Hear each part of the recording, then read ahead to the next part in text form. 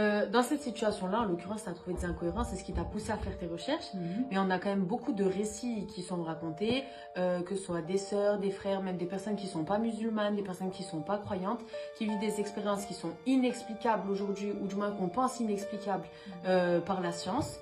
Je sais pas moi, il y a des sœurs qui se réveillent avec du henné sur les mains, même ça sent le henné, apparemment c'est qu'on les a mariées pendant la nuit. Il y a des personnes qui ont des forces qui sont surpuissantes, des femmes qui arrivent à porter 4 hommes en même temps. Bref, il y a plein de choses qui sont... On peut encore détailler beaucoup d'autres situations, mais du coup, quel est le point de vue du Coran vis-à-vis de ça? Ouais, ça, c'est la grande question qu'on se pose aujourd'hui. On ramène très souvent ce genre d'expérience à justement le pouvoir démoniaque qu'aurait Shaitan sur la personne. Notamment, on parle beaucoup, il y a des versets qui parlent beaucoup de djinn, pas de possession, mais de djinn, l'influence des djinns sur l'humain, et que le diable serait là pour nous désorienter vers le mal. Ça tend vraiment, ça nous donne en fait tout un aperçu du pouvoir qu'aurait Shaitan sur le corps humain.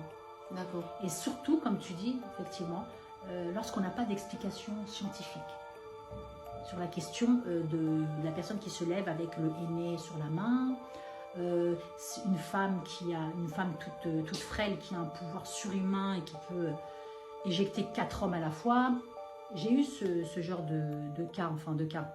On m'a rapporté un cas comme ça. D'ailleurs, une de mes patientes a vécu cette situation où, durant la crise, elle s'est sentie avoir une force puissante et elle ne s'était pas rendue compte, mais on a décrit la scène. Ensuite, on lui a décrit qu'elle avait réussi à repousser 4 hommes assez forts et elle ne s'était pas rendue compte à ce moment-là. Et jusqu'à même lui dire qu'elle se mettait à réciter des versets du Coran, mais à la perfection, alors qu'elle ne maîtrisait même pas la langue arabe. Donc des phénomènes extraordinaires, où elle avait effectivement des dons de voyance. Elle se mettait à dire au raqi, qui était en train de la soigner, « Toi, je sais où tu habites, à tel endroit, de quelle couleur est ta maison, etc. etc. » Donc c'est des phénomènes extraordinaires que la science ne pourrait aujourd'hui pas expliquer, d'après ce qu'on voit, parce qu'on est en 2024, on rentre en 2025 bientôt, et jusqu'à présent, dans les réseaux, dans les mosquées, dans certains livres, etc., on évoque encore ce pouvoir que aurait Shaitan sur le corps humain pour nous mettre dans cet état-là.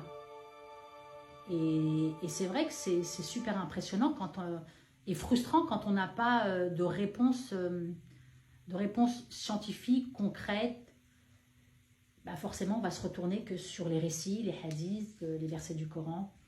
Encore faut-il savoir les interpréter et pour pouvoir en savoir plus et pouvoir trouver des cohérences avec ce que pourrait éventuellement plus tard la science découvrir, ou est-ce qu'elle a déjà découvert des choses. Donc ça, je l'évoque dans mon livre. Pour le savoir, bah, il faudra découvrir un des chapitres qui parle de ce sujet scientifique en détail.